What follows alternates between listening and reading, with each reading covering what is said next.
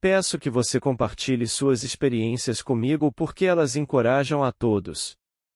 Pessoalmente, não preciso de encorajamento, pois experimentei as Escrituras, mas todos que não experimentaram a palavra de Deus precisam de encorajamento. Faço a afirmação. Imaginação cria realidade. E falo sério. Imagine como se fosse verdade. Eu não me importo com o que é. Você pode imaginar que a coisa mais incrível do mundo é verdade se você for fiel a essa suposição e viver nesse estado. Isso acontecerá. Disso estou convencido e sei por experiência própria. Por isso peço que compartilhem comigo suas experiências para que eu possa compartilhá-las com quem vier aqui. Aqui está um que me foi dito recentemente. O cavalheiro escreveu. Enquanto estava sentado em meu escritório, fiquei entediado e pensei. Certamente deve haver uma maneira mais agradável de ganhar o dobro do que ganho agora. Bem, eu decidi ali mesmo que faria isso. Durante alguns dias imaginei ter aquela quantia e então, porque nada mudou no meu mundo, me perguntei se isso era realmente possível. Imediatamente parei de pensar e reconstituí a cena, o que implicava que eu estava ganhando o dobro do que ganhava naquele momento. Não especifiquei qual era o trabalho, apenas o dinheiro envolvido. 2 semanas depois, um homem que conheço casualmente há 3 anos me pediu para trabalhar para ele. Ele nunca tinha feito isso antes, mas agora era insistente quando mencionou o salário era exatamente o dobro do que eu ganhava. Então fui trabalhar para ele. Enquanto estava lá eu disse a mim mesmo. Essa coisa é mágica, então por que eu deveria trabalhar? Por que não ter uma renda igual a tudo que preciso sem o chamado trabalho? Então foi isso que eu fiz.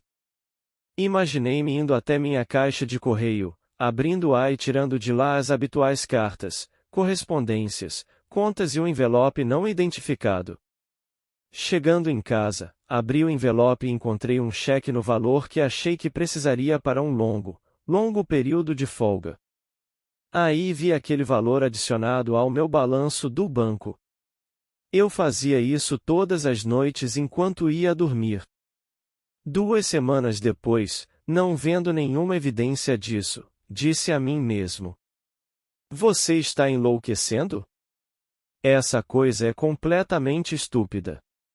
Então ele acrescentou um pouco à parte. Como uma vez pensei que você fosse. Bem, ele não é o único que pensou que eu estava louco. Até mesmo aquele que acordou nas Escrituras foi chamado de louco. Leia no capítulo 10 de João.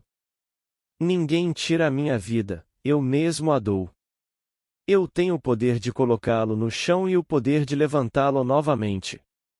Então aqueles que ouviram disseram. Por que nós o ouvimos? Ele tem um demônio e está louco. Na cidade de Nova York, em 1939, havia uma livraria na 49 Th Street onde eu adorava passar os dias.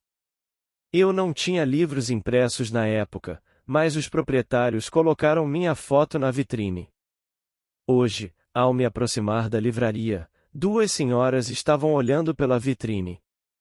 Uma senhora apontou para minha foto e disse: Você sabe quem ele é? Ele é o místico louco da 47 Th Street. Você deveria ouvi-lo. Você sabe o que ele diz às pessoas? Que a consciência deles é Deus. Ele lhe diz que imaginar cria realidade. Agora, isso não é a coisa mais boba do mundo? Você deve ouvi-lo alguma noite.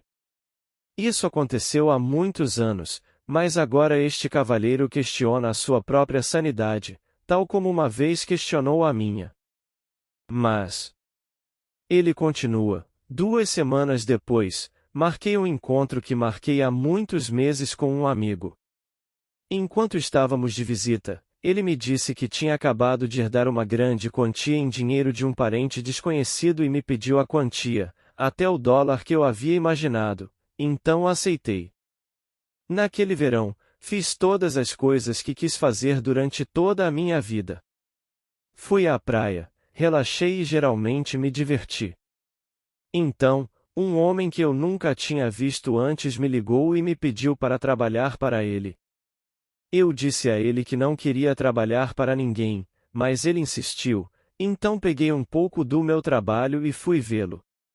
O homem gostou tanto do meu trabalho que ligou para seu principal cliente e fomos vê-lo imediatamente.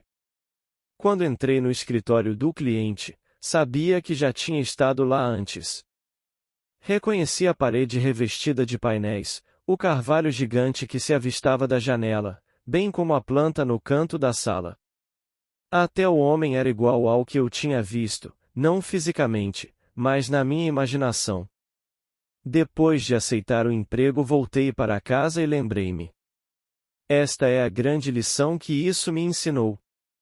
Lembrei-me de estar sentado à minha mesa e permitir que minha mente vagasse. Entrei naquele escritório revestido de painéis e olhei pela janela para o carvalho gigante. Lembrei-me de ter visto o homem e a planta. Tendo visto isso em minha imaginação, esta é minha conclusão. A imaginação cria a realidade da maneira mais determinada e definida que o homem poderia imaginar.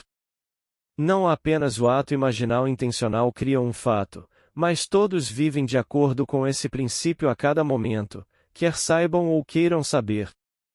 Quer acredite ou queira acreditar, ele não pode evitar o princípio de que a imaginação cria a realidade. Não são apenas os atos imaginais intencionais, mas todos os atos imaginais, pois não entrei naquela sala intencionalmente. Agora, disse ele, tem uma planta crescendo na minha sala. É a planta mais luxuosa que você poderia imaginar, mas todo viveirista me diz que a planta não pode viver nessas condições. Por que está prosperando? Porque fui adiante na minha imaginação e vi prosperar. Agora está tomando conta da minha sala, embora todos os viveiristas me digam que é impossível. Se há evidências de algo, o que você ou eu pensamos sobre o assunto não é importante. O que importa é o que alguém pensa se a evidência for produzida. Ele tem as provas e não posso agradecê-lo o suficiente por aquela carta. São histórias celestiais que posso compartilhar com vocês.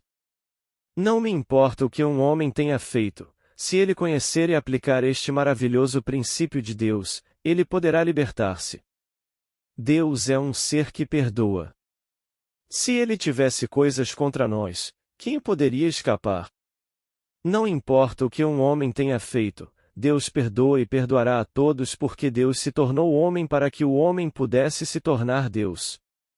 Mas lembre-se, estamos sempre imaginando e independentemente de o seu ato imaginal ser intencional ou não, todos os atos imaginais tornam-se fatos.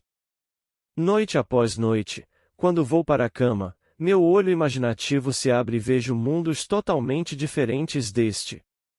E quando intensifico o olhar, lá vou eu, atirado como um meteoro para o lugar que estou contemplando. Eu entro naquele mundo e ele se torna tão real quanto este. A energia que é a imaginação é a própria vida. Ele anima tudo no mundo. Meu amigo deixou sua mente vagar e, ao fazê-lo, começou a brincar, entrou em uma sala revestida de painéis e observou um homem, uma planta e a vista de um carvalho pela janela. 2 semanas depois, ele entra fisicamente na sala. Na sua carta ele disse: Agora sei que você está ensinando a verdade, pois a lei é a verdade e agradeço-lhe por me ensinar como usá-la. Agradeço a ele profusamente, se não mais, por compartilhar comigo que posso contar essas histórias maravilhosas. Agora vamos para outro aspecto desse pensamento de ser livre ou escravo. Somos todos escravos, pois todos nascem de mulher, a mulher chamada Agar na Bíblia. Minha mãe nasceu Wilhelmina, mas ela é Agar. Minha esposa é Caterine Villa, mas ela é Agar, pois deu à luz um filho. Cada útero que traz uma criança a este mundo é a Agar bíblica. Mas existe outro ventre, chamado Sara, ela é do alto e traz todos para a liberdade. No livro de Gênesis lemos que Abrão caiu num sono profundo e enquanto dormia uma grande escuridão desceu sobre ele. E o Senhor lhe disse: Teus descendentes serão peregrinos em uma terra que não é deles. Eles serão escravos lá por 400 anos. Depois disso, eles receberão uma grande herança. E quando Abraão ficou perturbado porque não tinha um herdeiro, o Senhor disse: Seu próprio filho será seu herdeiro. Então Abraão riu porque tinha 100 anos e Sara 90 e tinha deixado de ser com ela a maneira das mulheres. Agora, esta mesma história é contada no livro do Êxodo, mas desta vez são 430 anos em vez de 400. O Senhor tirou os filhos de Israel do Egito depois de 430 anos. O hebraico é a melhor língua do mundo, não para ser usada entre as pessoas, mas para expressar os mistérios das Escrituras. Na língua hebraica cada letra tem um valor numérico e simbólico. Abraão tinha 100 anos. Esse é Kof, cujo símbolo é a parte de trás do crânio. E o número 400 tem o valor simbólico do sinal da cruz. É a 22ª, a última letra do alfabeto hebraico, Tav. Estamos todos na cruz, pois o corpo que você usa aqui é a cruz que você carrega. Não há cruz de madeira. Esqueça toda essa bobagem. O Cristo universal está crucificado em seu corpo. É aí que o Messias, que é o próprio Deus, é crucificado. Eu sei por experiência. Não estou especulando. Enquanto você usar a carne, você carregará a cruz e isso será 400. Não 400 anos enquanto você e eu medimos o tempo, mas até que você tire sua cruz pela última vez. Quando sua jornada chegar ao fim, você receberá a glória de sua herança celestial. Isto não pode ser realizado em você até que sua vestimenta de carne, sua cruz, seja removida, e isso acontecerá no final dos 400 anos. Então por que os 30? 30 é o preço pago por um escravo. O preço da pessoa não libertada era de 30 ciclos de prata. Somos informados no livro do Êxodo. Se um boi, o símbolo de Cristo, bater, ferir ou matar alguma coisa, o dono do animal deverá pagar ao dono do escravo 30 ciclos de prata. Esse é o preço da pessoa não libertada. Cada um aqui vale 30 moedas de prata. Quando o mensageiro de Cristo vier ao mundo e assim incitar você, pois 30 é lamed em hebraico, cujo símbolo é uma aguilhada e a 12ª letra do alfabeto, a abandonar seus conceitos tradicionais e passar de um Deus de tradição para o Deus de experiência, você foi derrotado e 30 moedas de prata são pagas por sua liberdade. Disse que Judas jogou as 30 moedas de prata no templo chamado Lugar de Sangue. Sangue de quem? O sangue de Deus. Esse é o preço pago pelo indivíduo que fica tão instigado que, depois de ouvir, tem que renunciar à sua reivindicação de todo o passado em que acreditava e seguir um novo conceito, uma nova interpretação da palavra de Deus. Somos informados. Isto é uma alegoria na carta de Paulo aos Gálatas. Agora não havia ninguém nas Escrituras que fosse mais hebraico do que Paulo. Ele confessa: Sou da tribo de Benjamim, filho de Abraão. Romano por cidadania, mas hebreu de hebreus. Ele perseguiu aqueles que falaram como eu fiz esta noite até que ele recebeu a revelação. Então ele se tornou um grande professor dessa maneira. Você não pode colocar ninguém na mesma categoria de Paulo. Sua carta aos Gálatas é uma biografia. Nele ele diz: Isto é uma alegoria. Abraão teve 2 filhos, um de uma escrava nascida segundo a carne, você e eu, e um de uma mulher livre, nascida segundo a promessa. Você sabe o que é uma alegoria? É uma história contada figurativamente ou simbolicamente que necessita de interpretação, para que o ouvinte, ou leitor, possa descobrir os personagens fictícios e aprender a lição. Agora Paulo continua sua alegoria dizendo: Agar dá à luz filhos segundo a carne e Sara, a Jerusalém do alto, é livre. Ela é nossa mãe. Eu experimentei ambos os nascimentos. Não me lembro do meu nascimento no ventre físico da minha mãe, mas sei que ela me levou à escravidão. Essa é Agar. Eu não sabia quem era o outro até que aconteceu comigo na manhã de 20 de julho de 1959, quando saí daquela que é de cima. Direto do meu próprio crânio. Eu me elevei dentro de mim mesmo e saí como alguém que nasceu, para encontrar todo o simbolismo das Escrituras se desenrolando diante de mim e eu o considerei o ser central no drama. Os 3 homens estavam presentes, o bebê envolto em panos, tudo perfeito. Eu saí da mulher de cima, daquela que nos leva à liberdade, enquanto aquela de baixo nos leva à escravidão. E assim como foi antigamente, assim é hoje. Mas o que dizem as Escrituras? Expulse a escrava e sua descendência, pois ela não herdará o que nasce livre. Por quê? Porque é o nascimento em um mundo totalmente diferente. Agora voltamos ao verdadeiro Abraão. Paulo nos diz: a promessa foi feita a Abraão e à sua descendência, singular, não plural, que é Cristo. Na mesma carta, Paulo diz: eu trabalho convosco até que Cristo seja formado em vós. Deus, o Pai, está se formando em você, como você e quando a forma é perfeita, você produz Cristo como você mesmo e diz com o conhecimento da experiência: eu sou Ele. Deus se deitou dentro de mim para dormir e enquanto dormia teve um sonho. Ele sonhou que era eu e quando acordou eu sou Ele. Como eu sabia disso? Através da revelação. Davi, no Espírito, me chamou de pai e Deus disse a Davi: tu és meu filho, hoje eu te gerei. Quando o Filho unigênito de Deus me chamou de pai eu sabia quem eu era. Não há outra maneira de eu saber disso. Então eu lhe digo na esperança de que você acredite em mim e compartilhe suas experiências comigo. Esta carta maravilhosa veio de uma senhora.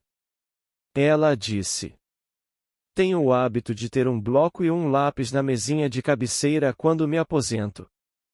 Esta manhã me levantei, levei Dusty para a escola e voltei para arrumar a cama quando descobri algo escrito no bloco. No momento eu não conseguia me lembrar de ter escrito sobre isso, mas foi isso que escrevi. Uma voz disse: eu entrei no ventre de uma mulher até chegar a hora. Ela se mudou para o ventre da mulher de cima.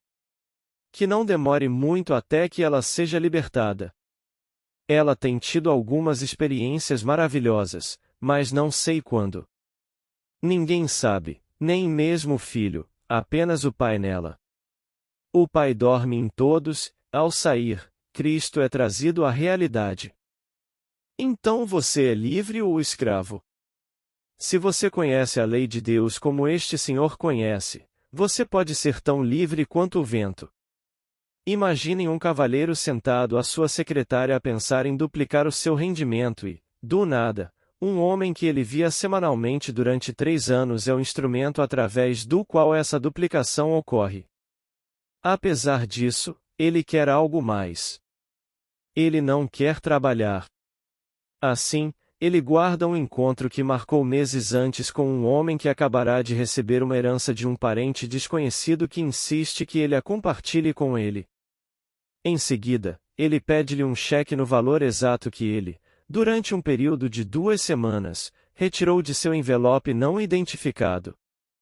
Então ele sai e aproveita o verão inteiro sem fazer nada.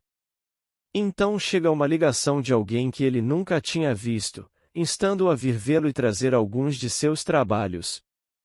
O homem o apresenta ao homem do escritório onde o cavalheiro entrou enquanto estava sentado em sua mesa, tendo um sonho. Acho isto fantástico. Além de conhecer esta lei, ele está ciente de que não apenas o ato imaginal intencional se produz numa experiência, mas também o não intencional. Cada ato imaginal está se produzindo neste mundo, quer você queira acreditar ou não, então por que não tornar-se intencional em relação a isso? Por que não assumir o comando e direcionar o navio para o seu verdadeiro destino? Estamos todos no mar, por assim dizer, e ou estamos à deriva ou podemos agarrar esse leme e dirigir-nos para o porto que quisermos. Depende inteiramente de nós. Então repito, imaginar cria realidade. Os grandes avanços neste mundo foram dados por homens e mulheres que imaginaram como se assim fosse. Eles viam as coisas imaginativas como se existissem e construíam seu mundo com base nesse ato. Quando você começa a imaginar que as coisas são como você gostaria que fossem, você rompe o vínculo, pois você é um escravo até saber como imaginar e viver de acordo com isso. Então, enquanto você estiver vivendo no mundo do escravo, aprenda a lei de Deus, pois seremos escravizados por 400 anos enquanto usarmos a cruz do Tav. Até que eu tire esta cruz, não poderei realmente compreender a fantástica herança que é minha. Herdei aquilo que é imaculado, que é para sempre, pois minha herança é o próprio Deus. Como Paulo, deveria desejar estar com Cristo. Isso é muito melhor, mas para o seu bem, a necessidade é muito maior de que eu permaneça no corpo. Ele herdou toda a fabulosa promessa, mas pelo bem daqueles ele permaneceria no corpo e ninguém sabe realmente a natureza de seu fim. As igrejas o martirizaram ou assassinaram, mas sua morte não está registrada nas Escrituras. As igrejas bagunçaram as Escrituras. Eles agora têm Jesus reduzido a 1,70 metros por causa de uma pequena mortalha que encontraram 1500 anos após o chamado evento. Certa noite, passou na TV com um arqueólogo que trouxe uma foto dessa coisinha. Quando você vê isso, você pode entender por que as Escrituras dizem: aprove a Deus guardar estas coisas dos sábios e prudentes e revelá-las aos pequeninos, pois tal foi a sua graciosa vontade. Todos esses homens sábios com toda essa bobagem. Um bispo estava lá, aquele que fala com autoridade em sua igreja agora tem Jesus reduzido a 1,70 metros por causa dessa mortalha estúpida. Cristo nunca caminhou na terra como o mundo ensina. Estou falando de um Cristo cósmico, um ser totalmente sobrenatural que está sepultado no homem. Um Deus universal, não uma coisinha que saiu do ventre de uma mulher. Ele é totalmente sobrenatural, mas eles estão tentando fazer dele uma coisa de carne. Paulo advertiu os Gálatas contra esta afirmação. Por que sois tão tolos? Tendo começado com o Espírito, terminais com a carne?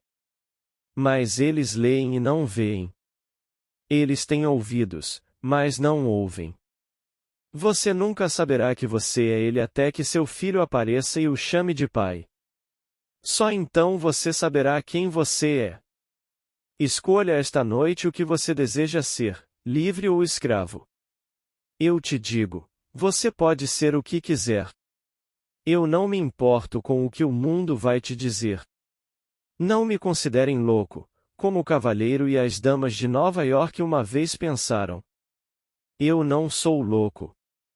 Vejo mundos que ninguém vê. Eu comungo com os estados e seus ocupantes. Eu comungo com Blake. Estamos separados por 200 anos, mas estamos intimamente entrelaçados na tapeçaria do tempo. Eu conheço esses personagens que aparentemente estão tão distantes na história do tempo, mas não estão. Não para mim. Noite após noite, enquanto estou deitado na cama, vejo o que não deveria ver. Aí eu intensifico um ritmo que estou sentindo dentro de mim e vou direto para a cena e exploro. Vejo mundos tão solidamente reais como este e estou ensinando neles. Não importa aonde eu vá, estou sempre ensinando, contando-lhes a palavra de Deus. E eles esperam por mim. Tenho multidões esperando por mim. Eu vou, ensino eles e depois volto aqui. Não importa onde eu vá, estou fazendo a obra de Deus, pois quando ele me abraçou eu fui enviado. No momento do abraço tornei-me um com Deus e posso dizer com Paulo: não sou livre? Não sou um apóstolo? Não vi Jesus, nosso Senhor? Essa é a única qualificação para o apostolado. E o que é um apóstolo? Aquele que é primeiro chamado, abraçado e incorporado no corpo de Cristo ressuscitado e enviado. Não só enviado para cá, mas tem outras ovelhas que não são deste aprisco. Os outros não estão necessariamente em Nova York ou São Francisco, para onde irei no próximo ano. Não. Existem mundos dentro de mundos lá fora, esperando por mim e eu vou ensinar. Bem, isso pode parecer que estou tão louco quanto um chapeleiro, mas não faz diferença para mim. Se isso é uma loucura, então sou totalmente a favor. Mas eu lhe digo: se você conhecer e viver pela palavra de Deus, descobrirá que ela traz enormes dividendos. Isso nunca irá falhar com você. Se, depois de ter imaginado, surgir dúvida, jogue-a fora. Você fez isso. E lembre-se, não apenas todos os atos intencionais surgem, mas todos os atos não intencionais são igualmente criativos. Então, quando pequenos aborrecimentos inesperados acontecem, eles não poderiam acontecer sozinhos. Eles foram trazidos à existência por um ato imaginal que agora está esquecido e só poderá permanecer enquanto você os apoiar por um ato imaginal. E quando os aborrecimentos deixam de receber o seu apoio, eles desaparecem. Agora, vamos entrar no silêncio. Amigos, antes de terminar o áudio de hoje, gostaria de agradecer a todos que sempre apoiam o canal, com suas curtidas, comentários e compartilhando os vídeos. E também aos novos membros do canal. Gratidão imensa! Muita paz e bênçãos na vida de cada um de vocês.